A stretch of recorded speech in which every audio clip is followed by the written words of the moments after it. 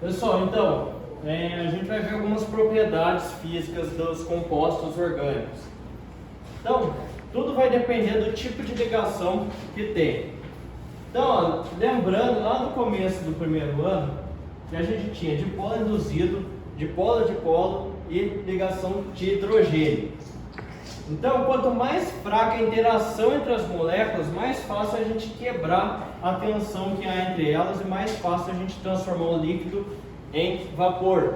Então, quanto mais forte a ligação entre as moléculas, maior é o ponto de ebulição do composto orgânico. Quanto mais fraca, menor é o ponto de ebulição.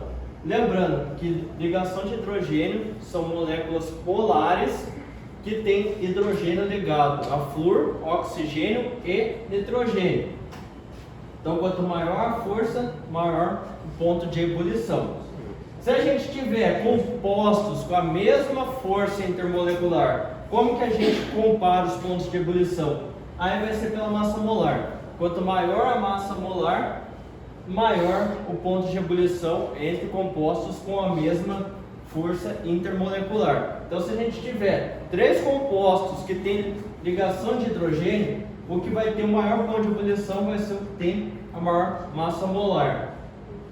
E por último, se eles tiverem a mesma massa molar, aí vai depender do tamanho da cadeia. Se a cadeia for muito ramificada, o ponto de ebulição vai ser menor. Se a cadeia for mais extensa, o ponto de ebulição é maior. Por que isso acontece? Porque quando a cadeia é longa, a gente tem uma área de contato maior. Se a gente tem uma área de contato maior, há mais interações intermoleculares. Consequentemente, a gente aumenta o ponto de ebulição. Então, a primeira coisa que interfere no ponto de ebulição é a força, depois a massa molar e por último a cadeia. Agora a solubilidade. Solubilidade aqui a gente está falando em água. Então, se a água é uma substância polar, ela só vai dissolver semelhante, ou seja, moléculas polares.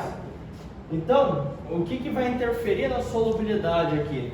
A cadeia carbônica. Se a cadeia carbônica for muito grande, a molécula vai ficando cada vez mais apolar, porque todo hidrocarboneto é uma molécula apolar. Então, se a gente tem uma cadeia muito grande, a gente vai ter uma tendência muito grande para a parte apolar. Então, vai acabar neutralizando esse efeito polar das funções orgânicas que podem existir ali.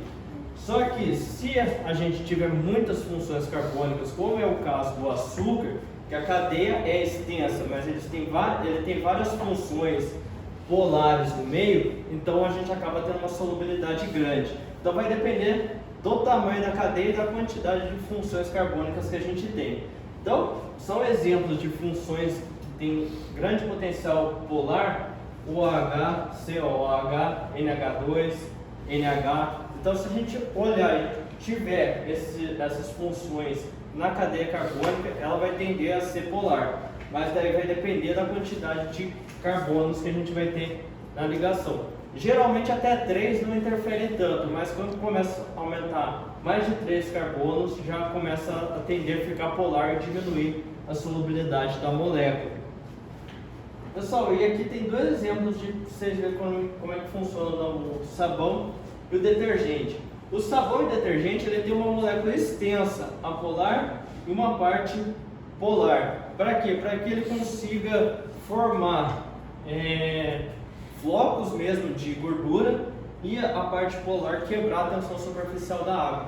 Então assim a gente consegue limpar objeto sujo com óleo, porque a gente tem uma parte que é solúvel em óleo e outra parte que é solúvel em água. Então essa parte solúvel em água, em óleo, ela vai formar gotículas de óleo, né? E a parte solúvel em água vai quebrar a tensão superficial da água. Então vai ajudar a limpar o material. Detergente é o mesmo princípio, tem a cadeia apolar e tem a parte polar. E por último, aqui é mais uma classificação que a gente utiliza para comparar cadeias. Então, se a gente tiver vários compostos orgânicos, né, que têm a mesma função, só que se diferem por quantidades de CH2, a gente fala que as séries são homólogas. Se elas se diferem pela quantidade de H2, a gente fala que é isóloga. E se elas têm a mesma quantidade de carbono, só que diferentes funções orgânicas, a gente fala que os compostos são heterólogos. Então, isso daqui são mais para a gente comparar funções carbônicas. Então, a gente tem um grupo de funções, então a gente pode colocar esses nomes. Mas aqui, essa parte é mais para a gente saber o que interfere mais nas propriedades físicas da molécula orgânica. Pessoal, alguma dúvida?